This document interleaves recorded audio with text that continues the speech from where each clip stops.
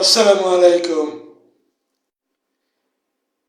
আমার প্রিয় বন্ধু, শুভাকাঙ্ক্ষী এবং আমার প্রিয় দেশবাসীকে জানাই শুভেচ্ছা এবং শুভরাত্রি।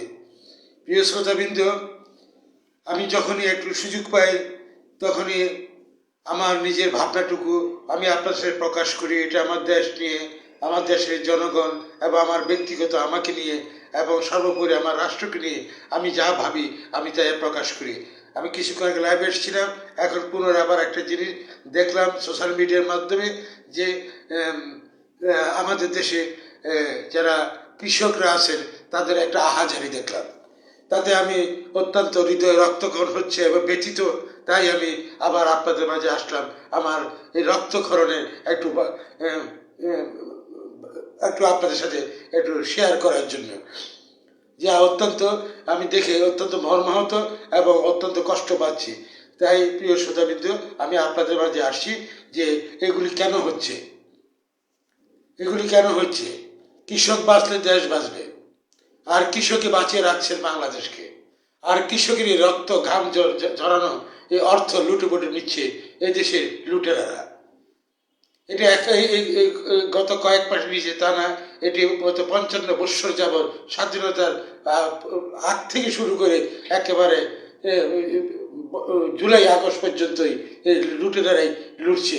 আর কৃষকদেরকে শুধু শাসনের পরিবর্তে শোষণই করে গিয়েছে। তারপরও যারা রাজনৈতিক দল ক্ষমতা ছিল তারা শতভাগ না হলেও অন্তত কিছুটা হলেও কৃষক, শ্রমিক, মেহনতি মানুষের দুঃখ দুর্দশার দিকে তাকাতেন। কারণ কৃষক, শ্রমিক, মেহনতি মানুষরাই এই রাষ্ট্রটাকে টিকিয়ে রেখেছে। এবং যারা বাবু হয়েছেন, যারা বিশ্ববিদ্যালয়ে পড়ালেখা করেন, লক্ষ লক্ষ টাকা যে খরচ করেন, এগুলো সবগুলো কৃষকের টাকা, শ্রমিকের টাকা, দিনমজুরের টাকা, রাজমিস্ত্রির টাকা, ব্যাংক চালকের টাকা, রিক্সা চালকের টাকা এবং বিদেশে গিয়ে যারা হাড় পরিশ্রম করতেছে, কত অমানবিক কষ্ট করে রেমিটেন্স পাঠাচ্ছে, তাদের টাকা। বাংলাদেশে বর্তমানে খাদ্য ঘাটতি, কেউ বলুক আর না বলুক, কারণ বন্যাতে আমাদের ফসল হানি ঘটেছে। পাশাপাশি আমার কৃষকরা সেভাবে বীজ পায় নাই, সঠিক সময় সার পায় নাই। যার কারণে এখনো বন্যার আঘাত, এর পরবর্তীতে কোনো ইনিশিয়েটিভ নেওয়া হয় নাই। কৃষকদের কে বাঁচাবে? কৃষকরা কি তার যান বাঁচাবে, না পেটের ক্ষুধা মিটাবে, নাকি সে ফসল ফলাবে, নাকি সে তার বসত বাড়ি, বিশেষ করে বন্যাত এলাকায় তার বসত বাড়ি ঠিক করবে? সে তো এক কাপড় নিয়ে বন্যা এলাকায় সে বেরিয়ে গেছে, তার তার পরনের কাপড়টা শুধু নিয়ে গিয়েছিল। তার ঘরটা ঠিক করবে? 100 বৎসর, 50 বছর, 100 বছর যাবৎ তার যে বসত ভিটে নষ্ট হয়ে গেছে, তার রাস্তাঘাট নষ্ট হয়ে গেছে, তার জমি জমা সব নষ্ট হয়ে গেছে। তাহলে গ্রাম অঞ্চলে গ্রামীণ জনগোষ্ঠী আমরা কেউ কিন্তু আমাদের দেশে এত বাহাদুর হওয়ার কিছু নেই। যারা বর্তমানে বাহাদুরি করছেন, অতীতে লুটেপুটে খেয়েছেন, সব হলো কৃষকের সন্তান। আমরা সবাই কৃষকের সন্তান, অত কৃষকের পেটের হাতে মারতেছি আমরা বারবার। কৃষকের কথা কেউ ভাবছি না, এটা বড় অন্যায়। আমরা কোনো শ্রমিকের কথা ভাবছি না, আমরা কোনো উদ্যোক্তার কথা ভাবছি না, যারা ব্যক্তিগতভাবে ব্যবসা বাণিজ্য শুরু করেছেন সরকারের সাহায্য ছাড়া, তাদের কথা চিন্তা করছি না। যে কৃষক না হলে, যে শ্রমিক না হলে, যে একজন রাজনীতি না হলে, আপনি যত টাকার থলি, হাজার হাজার লক্ষ কোটি টাকার ব্যাগ ভর্তি বস্তা ভরে টাকা নিয়ে বসে থাকেন, আপনার বিল্ডিং কিন্তু উঠবে না। যতক্ষণ রাজনীতি তার ভয়ানক পরিশ্রম দিয়ে জীবনের ঝুঁকি নিয়ে ইটের উপরে ইট না বসাতে পারে, বিল্ডিং তারা হবে না। সে রাজমিস্ত্রিকে আমরা দিকে তাকাচ্ছি না, রাজমিস্ত্রি চিন্তা করতেছি না। যে গার্মেন্টসে আমাদের যে বৈদেশিক অর্থ উপার্জনের আমাদের প্রথম মাধ্যম ধরা হয়, সে বৈদেশিক মুদ্রা অর্জনের সেই গার্মেন্টসগুলি বন্ধ হয়ে গেল, সে শ্রমিকগুলি বেকার হয়ে গেল। সে যে শ্রমিকের রক্ত ঘামের 18 ঘন্টা, 20 ঘন্টা, 22 ঘন্টা, এমন এক নাগারে 24 ঘন্টা, 48 ঘন্টা কাজ করতে আমি শুনেছি। আমাদের কৃষক, শ্রমিক, রাম জনতা যারা রাষ্ট্রকে আমার স্বনির্ভর করে, রাষ্ট্রের টাকা দিয়ে আমরা বিলাসবহুল গাড়িতে চড়ি এবং 5,000 টাকার কম্বল বিতরণের জন্য 5 লক্ষ টাকার হেলিকপ্টার ভাড়া দিই, এই ধরনের ব্যাগ করলে যারা এই রাষ্ট্র পরিচালনা নামক জায়গায় বসে, তাহলে রাষ্ট্রতে ভয়ঙ্কর অবস্থা হবে। কৃষক, শ্রমিক, মেহনতি মানুষের দিকে তাকা নাই। চারিদিকে আমরা সারা বাংলাদেশে যারা বলেন যে আমি অমুক পণ্ডিত, আমি অমুক ধনাঢ্য ব্যক্তি, ধনকবুর, আমার বাসা বাড়ি দ্বারা বনানী, গুলশান, ধানমন্ডি, উত্তরা, অমুক জায়গায় ওই চিটংয়ের কুলসি, সব সালার হয়তো 99% হলো উপরে হবে, 100% হলো কৃষকের সন্তান, অথচ কৃষকদের হাজারি। যারা বর্তমানে মসজিদে বসে আছেন সবগুলোতে কৃষকের সন্তান। জীবনে 10,000 টাকা চোখে দেখেন নাই, অথচ 5,000 টাকা কম্বল, লক্ষ টাকার হেলিকপ্টার ভাড়া দিয়ে চলতে হয়। আর কৃষকদের কোনো খবর নাই, আম জনতার কোনো খবর নাই, দ্রব্যমূল্য নিয়ন্ত্রণের বাইরে কোনো খবর নাই। যাই হোক প্রিয় শ্রোতাবৃন্দ, আমি যখন সোশ্যাল মিডিয়াতে জিনিস দেখলাম খুবই আবেগ তাড়িত হয়ে গেছি, খুবই কষ্ট পাচ্ছি, তাই আমি আবার পুনরায় আপনাদের মাঝে আসছি। দেখুন আমি কি দেখলাম, কৃষকের আহাজারি। কোন কৃষকের আহাজারি? এখানে আমি গ্রামে গঞ্জে আমি যাই, আমি চলি, আমি চা দোকানে বসি, ফুটপাতে বসি, আমি ঠেলাওয়ালার সাথেই বসি, তাদের কথা শুনি, আমার কথাগুলি শেয়ার করি। আমি আমার গ্রামে যাই, অন্য গ্রামে যাই, সারা বাংলাদেশের গ্রামে যাই, এবং যারা কৃষক, যারা ফসল ফলান তাদের সাথে কথা বলি, হাট বাজারে যাই, আমি দেখি কৃষকের হাজারি। এটি প্রমাণ হয়ে গেল আজকে যখন আমি দেখলাম সোশ্যাল মিডিয়াতে যে আলু কৃষক যারা আলু ফলন করেন, আলুর উৎপাদন করেন, কৃষিকাজে লিপ্ত, সে আলু রাস্তায় ফেলে দিচ্ছে এবং আহাজারি করছে রাস্তায়। এটা কি কারো চোখে পড়ে না? তার কারণটা কি? তার কারণটা হলো তা আলুর সঠিক সময় একবার প্রথম বীজ পাওয়া নেই, তারপরে যতটুকু আলু হয়েছে তার বাজারে এনে বিক্রি করতে যে খরচ পড়েছে, সেখানে ক্যারিং কস্টে পড়ে নাকি কেজিতে 8 টাকা। এরপরে নাকি একটা সিন্ডিকেট আছে, এই সিন্ডিকেট 55 বছর চলে আসছে। এখন তো সুখে থাকে, বাংলাদেশে সুখে আকাশে পায়রার মতো উড়ার কথা, সেই জায়গায় এসে রাস্তায় বুকে ঠাবরিয়া গড়ায় গড়ায় কাঁদছে কৃষকরা যারা আলু উৎপাদন করেন। কত ভয়ঙ্কর, কত কষ্টের কথা। প্রতি কেজি নাকি 10 টাকা করে বাড়ছে ক্যারিং কস্ট, তার ভিতরে সিন্ডিকেট, আলু বিক্রি হচ্ছে না, আলু রাস্তায় ফেলে দিয়েছে। প্রিয় দেশবাসী, কৃষক বাঁচলে দেশ বাঁচবে। এদেশে কেউ, এই স্বাধীন সার্বভৌম বাংলাদেশের যত বাহাদুর, বীর বাহাদুর হন না কেন, সব সালার কৃষকের সন্তান, আমি সহ। অথচ আমরা কৃষককে অপমান করছি। যে কৃষক যারা ইউনিভার্সিটি হনু হয়ে দাঁড়িয়ে আজকে ঘুরে বেড়াচ্ছেন, 5,000 টাকার কম্বল 3 লক্ষ টাকা বিলি করছেন, তার বাপদাদা 14 গোষ্ঠী, তাদের বাপদাদা 14 গোষ্ঠীর কৃষক, তারা ফসল ফলান, সবজি ফলান, চাল ধান ফলান, তারা কেউ জমিদারে ফলা না, তারা সাম্রাজ্যবাদের হয়ে আসেন নাই। এবং কৃষকরা চোর বাটপান না। প্রিয় শ্রোতাবৃন্দ, অত্যন্ত দুঃখের সহিত বলতে হতেছে যে আলু ফলানো এবং তাদের আহাজারি দেখে। তার পাশাপাশি বলবো, বন্যাত্ম এলাকার ভিতরে আমি তার আগে বন্যার সময় বলেছি, বন্যার পরবর্তী অবস্থা কি হবে। বন্যাত্মর সময় সঠিকভাবে ত্রাণ বিতরণ করা হয়নি, এবং বন্যার সময় আমি বিশেষ করে আমি আমার ফেনী অঞ্চলে কথা বলবো, ফেনী এক সংসদীয় আসনে কথা বলবো। আমি নিজে আমি দেখেছি সে পানির উপরে গিয়ে আমার গ্রামের বাড়ি থেকে আত্মীয় স্বজনের খবর আমি যা নিয়েছি, সে ঢাকার থেকে নাকি টিএসসি থেকে একটা অংশ গিয়েছে ত্রাণ দেওয়ার জন্য, কিন্তু সেখানে ছাত্র গেছে, ছাত্রী গেছে। আসলে তারা ছাত্র না ছাত্রী এটা এখন বলা মুশকিল, কারণ তাদের কুকর্মের কারণে সেখানে প্রেম লীলা লিপ্ত ছিলেন। এটা আমি আগেও বলেছি, এখনো বলছি। যাই হোক, আমি বলছি পরবর্তীতে বন্যার পরবর্তীতে আরো ভয়ঙ্কর অবস্থা হবে, কারণ তাদের বীজ থাকবে না, তাদের ঘর বাড়ি 50-100 বছরের বসত ভিটা ধ্বংস, তারা এক কাপড়ে বেরিয়ে গেছে, তাদের যে খাবার দাবার, চাল ডাল যেগুলি তাদের ঘরের সংরক্ষিত ছিল সেগুলি শেষ হয়ে গেছে। এবং যখন পানি নামবে তখন রোগ শুরু হবে, রোগ বাড়ায় দেখা দিবে, চিকিৎসার সঠিক সময় চিকিৎসা দিতে হবে, দেওয়া হয়নি। কিছু কিছু হয়তো দেওয়া হয়েছে, নামমাত্র সঠিকভাবে দেওয়া হয় নাই। বন্যাত্ম এলাকাতে আহাজারি, কৃষকরা ফসল ফলাতে পারেন নাই, বীজ পান নাই, কিছু কিছু জায়গায় বীজ পেয়েছেন, যে বীজ পেয়েছেন ওই বীজ ওই মাটিতে দেওয়ার পরে ফসল হয়নি। আর কিছুদিনের মধ্যেই আমাদের ধান চালের অভাব দেখা দেবে, সবজির দাম ভয়ঙ্কর, নিত্য ভয়ঙ্কর। তাই কৃষকরা হাজারি। কেন কৃষকরা হাজারি করবে? কৃষক গর্ব বুক ফুলে হাঁটবে। কৃষকের ধারে গিয়ে পোষায় গিয়ে কৃষকের বীজ দিতে হবে, সার দিতে হবে, বিনা পয়সায় দিতে হবে। কেউ দেখার নেই কৃষকদের। আজকে আমি দেখলাম আলু নিয়ে হাজারি, পেঁয়াজ নিয়ে হাজারি শুনছি। এর ভিতরে চালের দাম এত ঊর্ধ্বগতি কেন হবে না? নিজ দেশ যদি স্বাবলম্বী না হয়, ভিন দেশ থেকে আপনি ক্রয় করবেন, আপনার ঘরে টাকা আছে, সব তো লুটপাট করে খেয়ে ফেলছে। পূর্বে খেয়েছে, জুলাই আগস্টের ভয়ঙ্কর লুটেরাদের জন্ম নিয়েছে।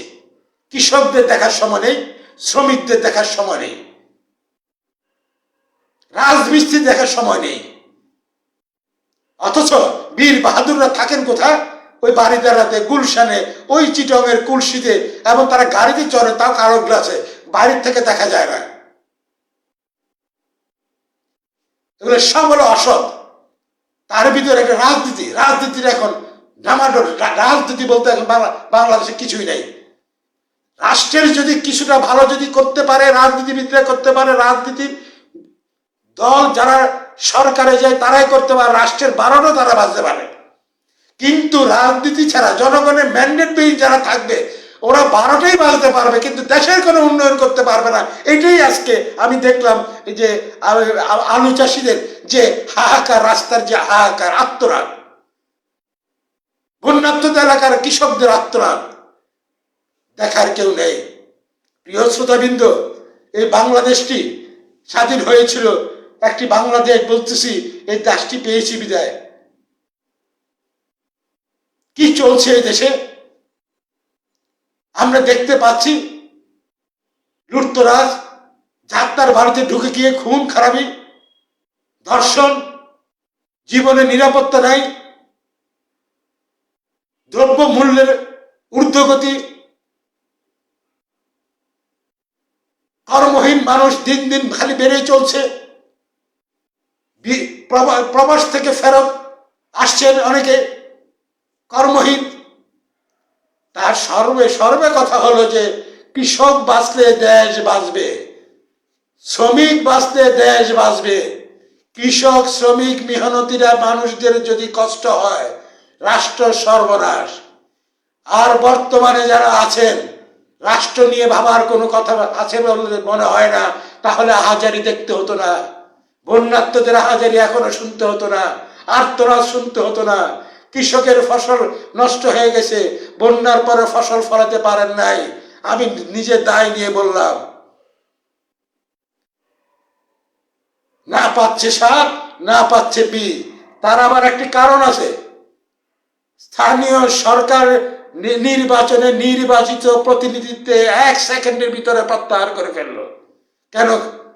যারা দুষ্ট, বেছে বেছে গোয়েন্দা তথ্য নিয়ে, তারা যদি খারাপ হয়ে থাকে, দুর্নীতিবাজ, তারা যদি কোনো দালাল হয়ে থাকেন, চাঁদাবাজ হয়ে থাকেন, আইনের মাধ্যমে নেবেন। আপনি জনপ্রতিনিধি শূন্য করলেন, তাহলে আপনি গ্রামে গঞ্জের আপনার খবর কিভাবে নেবেন? যে প্রত্যন্ত অঞ্চলের খবর কিভাবে নেবেন? ওটা তো মেম্বাররা, তারপরে চেয়ারম্যানরা, তারপরে যায় ইউনোর কাছে, ইউনোর থেকে আসে ডিসি সাহেবের কাছে, ডিসি সাহেবের থেকে আসে মন্ত্রণালয়ের কাছে, মন্ত্রণালয় থেকে আসেন যে কর্ণধর, যিনি রাষ্ট্র পরিচালনার প্রধান ব্যক্তির কাছে যায়। তাহলে যেখানে আপনি সমাজের যারা নেতৃত্বে ছিল সে তাদেরকে, এবং জনগণের দ্বারাই নির্বাচিত, দলীয় প্রকোপ এখানে ঘটে, সবসময় ঘটে। তবে এটা হলো 50-50 ধরতে পারে, কারণ এখানে ব্যক্তিগত পরিচয়, বংশগত পরিচয়, গোষ্ঠীগত, জাত গোষ্ঠীগত পরিচয়, আত্মীয়তা পরিচয়, স্থানীয় সরকার নির্বাচনগুলো ঘটে। এটা সংসদ নির্বাচনের মতো নয়। তাহলে ঢালাওভাবে আপনি জনপ্রতিনিধি শূন্য করে দিলে সারা বাংলাদেশটা। তাই তো কৃষকরা তথ্য পাচ্ছে না, এবং মাজার, কবরস্থান, শ্মশান এবং বিভিন্ন শিক্ষা প্রতিষ্ঠান, মাদ্রাসা, রাস্তাঘাট উন্নয়নের জন্য যে তথ্যগুলি দিবে, যে বাজেটগুলি যাবে, সে তথ্য দেওয়ার লোক নাই। কারণ আপনি জনপ্রতিনিধি শূন্য করে ফেলছে রাষ্ট্রকে। প্রিয় শ্রোতাবৃন্দ, অন্যদিকে চলে যাচ্ছি। জনপ্রতিনিধি আমি কথা বলছি, আবারও বলবো। আমি এখন বলছি যে আমি আমার হৃদয় রক্তক্ষরণ হচ্ছে কৃষকের আহাজারি দেখে। বর্তমানে কি অবস্থা চলছে সারা বাংলাদেশে দেখুন। প্রথমত বলি, বন্যাত্মদের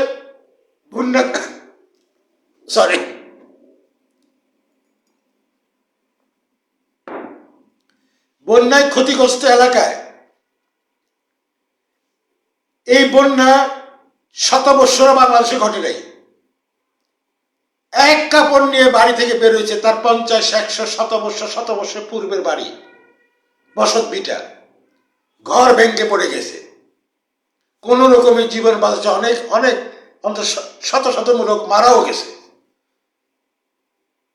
যখন পানি কমতে শুরু করলো এবং ত্রাণ বলছে দিছে, ত্রাণ পায় নাই, বরঞ্চ নৌকা নিয়ে ওখানে বিলাসিতা করতে গেছেন, প্রেম লীলা খেলতে গেছেন, ঢাকা থেকে গেছেন, আবার নাকি টিএসসি থেকে গেছেন।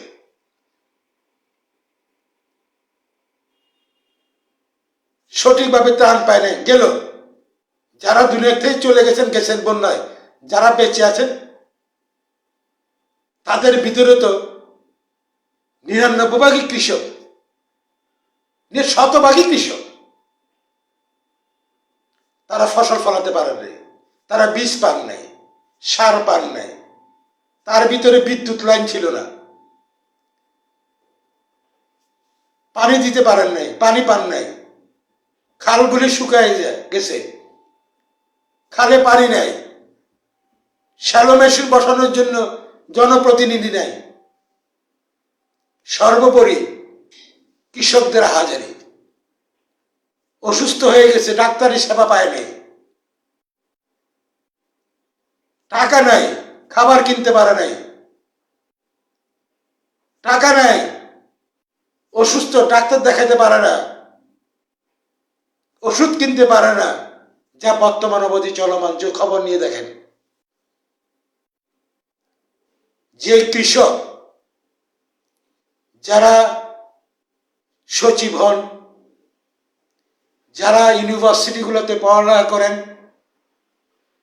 ঢাকা বিশ্ববিদ্যালয়, জাহাঙ্গীরনগর বিশ্ববিদ্যালয়ের মতো এইরকম বিশ্ববিদ্যালয়গুলিতে পড়েন, তাদের পিছনে লক্ষ লক্ষ টাকা খরচ করা হয়। টাকাগুলি কে দেয়? তার বাপদাদা দেয়? তাদের না, এটা কৃষক, শ্রমিক, মেহনতি মানুষের টাকা। বিদেশে যারা ভয়ানক অপদস্থ হয়ে কষ্ট করে রেমিটেন্স পাঠান, তাদের টাকায়।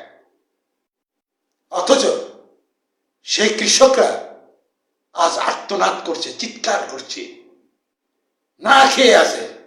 তার পাশাপাশি ফসল উৎপাদন 50 হয়নি, তাহলে খাদ্যের কি অবস্থা হবে? দুর্ভিক্ষ অতি সন্নিকটে অলরেডি শুরু হয়ে গেছে। তার আরো কারণ আছে, যেখানে থাকবে না ন্যায় বিচার, যেখানে থাকবে না গণমাধ্যমের স্বাধীনতা, সেখানে দুর্ভিক্ষ হওয়া এটি অতি স্বাভাবিক একটা ব্যাপার। তাহলে রাষ্ট্রকে পরিচালনা করছে জনপ্রতিনিধি শূন্য করে দেওয়া। আর একটা জিনিস চালু হয়ে গেছে,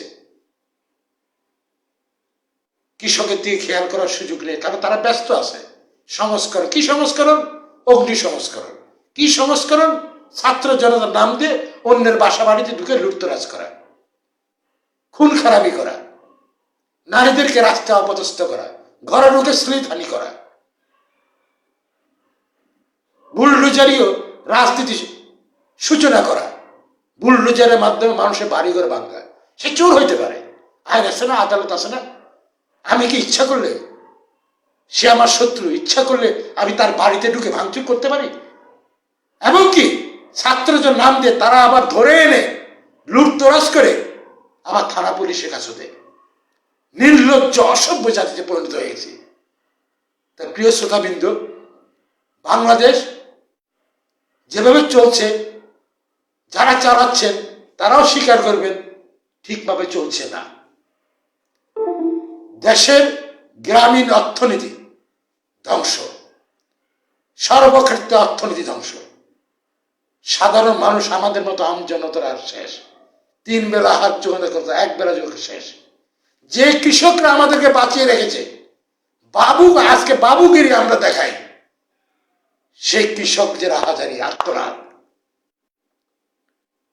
না পারছে ফসল ফলাতে,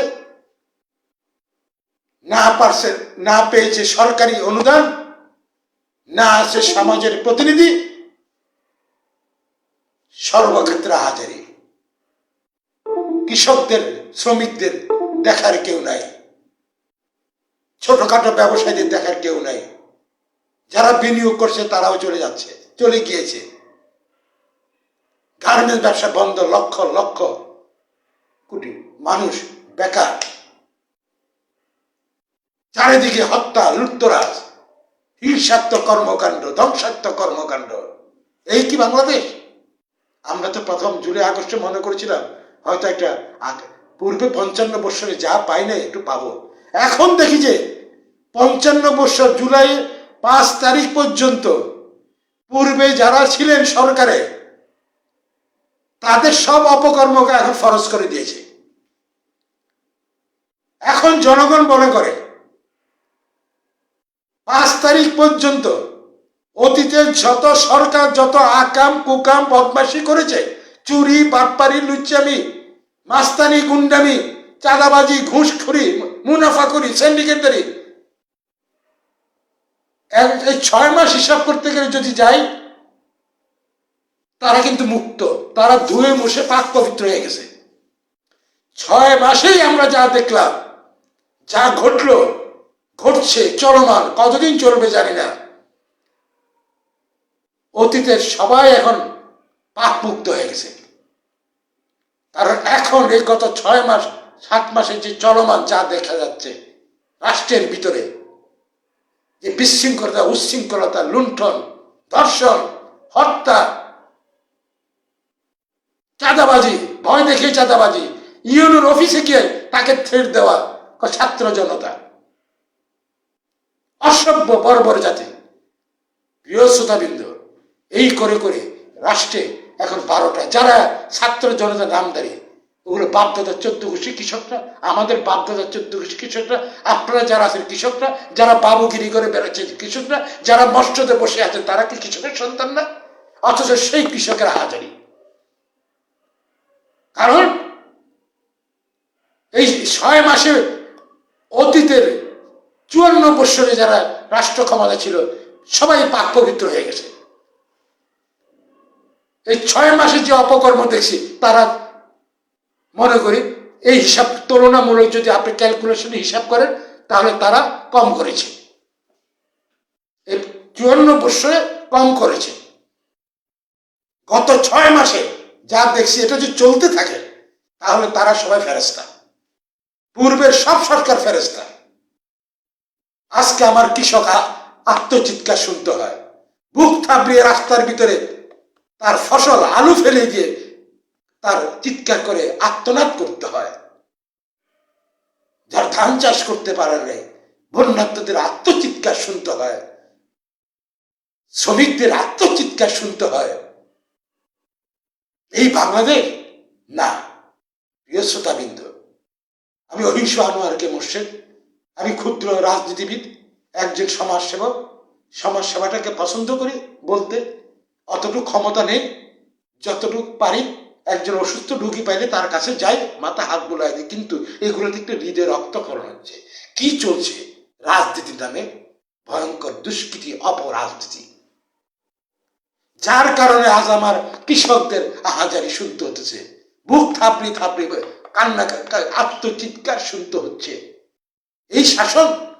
এই শাসন আমার দেশের 20-22 কোটি 25 কোটি জনগণ চায় না। যারা শাসন নামে নাটক মঞ্চস্থ করেছেন সবই তো কৃষকের সন্তান। ইউনিভার্সিটি যারা পড়েন বলেন, আচার ব্যবহার দেখলে বোঝা যায় না। রাবিশ খবিশ। আজ আমার দেশের যে গ্রামীণ অর্থনীতিটা নষ্ট করে দিল, আমার কৃষকদের আত্মচিৎকার কে রুখবে? তারপরে বলি, রাখে আল্লাহ মারে কে? আল্লাহ যার যার ধর্ম অনুযায়ী, স্রষ্টার আপনাদের ধর্মীয় অনুযায়ী, আমি মুসলমান, আমি আমার আল্লাহর কাছে বলতে পারি, যারা আমার এই দেশে বিভিন্ন ধর্মের আছেন, আপনাদের সে স্রষ্টার কাছে আপনারা প্রার্থনা করুন এই ভয়ানক অবস্থার থেকে আমাদের এই জাতিকে যেন উদ্ধার করে। এই রাষ্ট্রটি সারা বিশ্বে এখন হাইট্য সৃষ্টি হয়েছে, যেখানে আমাদের কৃষকরা আত্মচিৎকার, আত্মনাদ, শ্রমিকদের আত্মনাদ আর ভালো লাগছে না। নিরাপত্তাহীনতা প্রত্যেকটা মানুষ আমরা ভুগছি, গ্রামে গঞ্জের থেকে শহরে কোথাও রক্ষা নেই। আমার মা জাতি বোনেরা রাস্তা বেরোতে নিরাপত্তা নাই। কে দেবে আমাদের পথের দিশা? কে আমাদেরকে দেখাবে আলোকবর্তিকা? তাই আসুন, নিজেরা নিজেদের জায়গা থেকে সোচ্চার হন, নিজেরা একটা নিরাপত্তা বলয় সৃষ্টি করুন। ছাত্র ছাত্রী তরুণ তরুণী বলল, পড়ালেখা মনোযোগ দেন, মাস্তানি করেন না। বাপ দাদা টাকা পাঠাইছে, তা পাঠাচ্ছে আর পড়তেছে, আর এখানে মাস্তানি করছে, পড়ালেখার কোনো কাম নাই। মেধা শূন্য জাতির 6 মাসে মেধা শূন্য জাতি হয়ে গেছে, আগামী 50 বছরে পূরণ করতে পারবে না, পিতা মাতার অবাধ্য হয়ে গেছে। ঘর থেকে বের হয়ে গেছে, ট্রাফিক পুলিশের কাজ করে 5 ঘন্টা 500 টাকা, অন্য অন্য বাস্তানি কাজে পাঠায় দেয়, লুটতরাজ কাটে পাঠায় দিতেছে। তাই বলবো, আপনার সবাই নিরাপত্তা থাকুন, নিরাপত্তা বলয়ের ভিতরে থাকুন। ঘরে থাকলেও অন্তত নিজেকে অন্তত কিছুক্ষণ সুরক্ষা দেওয়ার মতো যা আপনার থাকে আপনার পাশে রাখেন। আপনার যে সমাজে বসবাস করেন সবাই ঐক্যবদ্ধভাবে থাকেন। যেমন ছাত্র জনতা নামদারি কোনো দুষ্কৃতকারী লুণ্ঠনকারী যেন আপনাদের উপর আঘাত করতে না পারে, নামদারি যেন রাত বিরাতে ঘরে ঢুকতে পারে, এটা অন্যায়, আইনগত অন্যায়। কেউ পারে না অনুমতি ছাড়া ঘরে ঢুকতে। প্রিয় শ্রোতাবৃন্দ, কথা বলতেছিলাম কৃষকের আহাজারি। আজকে কৃষকের আত্মচিৎকার সারা বাংলাদেশের সাধারণ জনগণ, কৃষক, শ্রমিক, মেহনতি মানুষের আত্মচিৎকার কে শুনবে? শোনার তো কেউ নেই।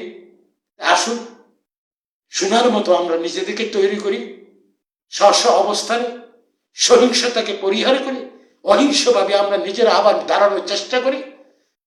আমরা যারা কৃষক, কৃষকের সন্তান, আসুন আমরা নিজেরাই আমাদের কিভাবে আমরা এখান থেকে বের হতে পারি নিজেরাই আমরা পদ্ধতি আবিষ্কার করি, চিন্তা করি, নিজেরাই আমরা একটা সমবায়ের মতো করে তৈরি করে নিজেরাই করি। কারণ রাষ্ট্র যেভাবে পরিচালনা করছে, মৎস্যদের যারা নাট্যমঞ্চ সৃষ্টি করে চালানোর চেষ্টা করছে, এরা আমার জনগণের জন্য আসে নাই। তাহলে আমার এই যে আলু নিয়ে রাস্তার যে আত্মচিৎকার দেখলাম, এদের বিবেক নড়ে নাই। আমি ধিক্কার জানি, ঘৃণা জানাই। ওরা সব কৃষকের সন্তান, অথচ আছে বিভিন্ন ন্যাক্কারজনক কর্মকাণ্ডে। আমার কৃষক, শ্রমিক, মেহনতি মানুষ, আমাদেরকে দেখার কেউ নাই। তাই আসুন আমরা সংঘবদ্ধ হই, অহিংসভাবে, হিংসা বিদ্বেষবিহীন, ধর্ম বর্ণ বৈষম্য নয়, এক হয়ে নিজেকে সুরক্ষা দান করি, প্রতিবেশীকে সুরক্ষা দান করি, কৃষকের দিকে আগে এগিয়ে যাই। আমরা নিজেরা চলে যাই আমাদের খেতে, আমাদের ফসল ভূমিতে, আমরা নিজেরাই ফসল বুনবো। কারোর দিকে তাকানোর সুযোগ নেই, কারণ জনগণের ম্যান্ডেটবিহীন অসাংবিধানিক যাই কিছু করবে সব হলো অবৈধ। এরা জনগণের জন্য কিছুই করে না, জনগণের জন্য আসে না। এরা বিনিয়োগই করে, এই বিনিয়োগ উঠানোর জন্য আসে।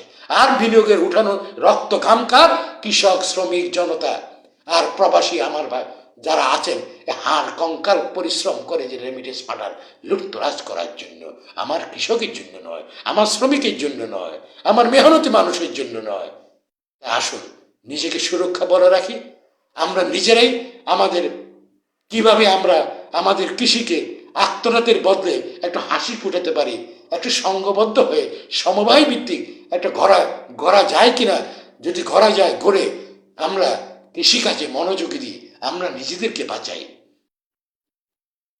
আপনারা ভালো থাকবেন, সুস্থ থাকবেন। যদি বেয়াদবি করে থাকি, আমার কাছে ভুল হয়ে থাকে, ক্ষমা দৃষ্টিতে দেখবেন। আল্লাহ হাফেজ।